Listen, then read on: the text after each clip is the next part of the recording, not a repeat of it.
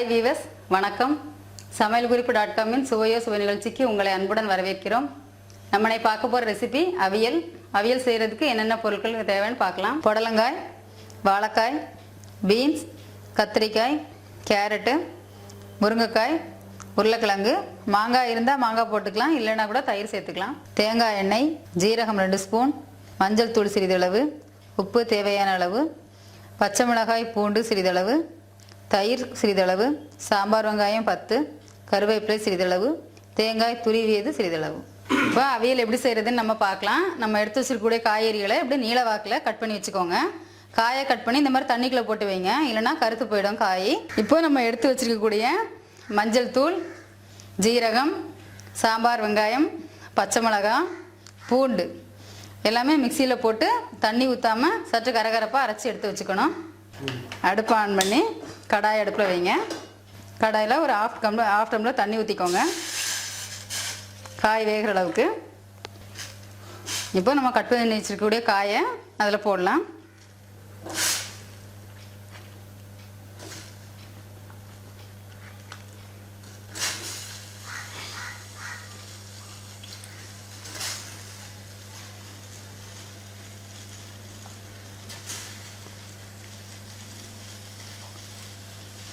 காய் போட்டாச்சு. இப்போ காய்க்கு தேவையான அளவுக்கு உப்பு போட்டுக்கோங்க.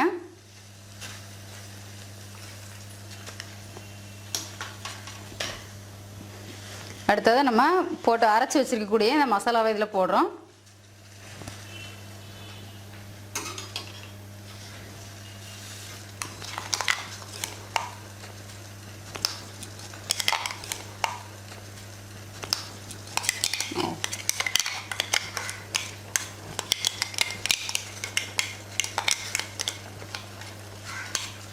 இப்போ உப்பு, அந்த அரைச்சி வச்சுக்கூட மசாலா எல்லாமே நல்லா மிக்ஸ் பண்ணி விடுங்க. காயோட சேர்ந்து நல்லா வேகட்டும்.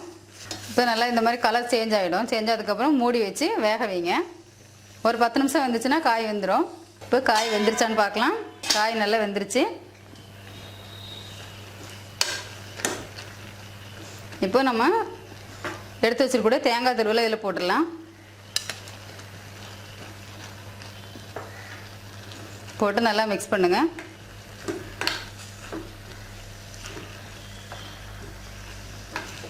இதில் நம்ம எல்லா காய்கறியும் போடுறதுனால இதில் நிறைய சத்து இருக்குது, உடம்புக்கு நல்லது, குழந்தைங்க விரும்பி சாப்பிடுவாங்க.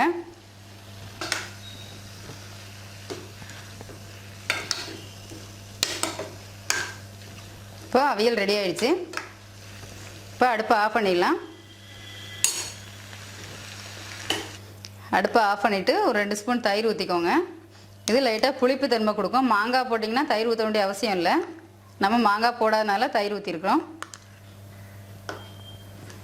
தயிர் ஊற்றிட்டு அதோட நம்ம கொஞ்சம் தேங்காய் ஊற்றணும். ஒரு 2 ஸ்பூன் தேங்காய் ஊற்றிக்கோங்க.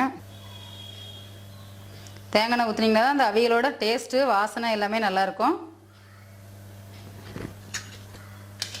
ஊற்றிட்டு கொஞ்சமாக இதுக்கு மேலே கருவேப்பிலை போட்டுக்கோங்க. போட்டுட்டு நல்லா மிக்ஸ் பண்ணிவிடுங்க. இது நாகர்கோவில் ஸ்பெஷல் அவியல். பார்க்குறதுக்கே ரொம்ப கலர்ஃபுல்லாக இருக்குது. இதை செஞ்சு சாப்பிட்டு பாருங்கள். இது உங்களுக்கு இந்த ரெசிபி உங்களுக்கு பிடிச்சிருந்ததுன்னா லைக் பண்ணுங்கள் அண்ட் உங்கள் ஃப்ரெண்ட்ஸுங்களுக்கு ஷேர் பண்ணுங்கள். இந்த டிஷ் பற்றிய கருத்துக்களை கமெண்ட்ஸில் சொல்லுங்கள். நன்றி, வணக்கம்.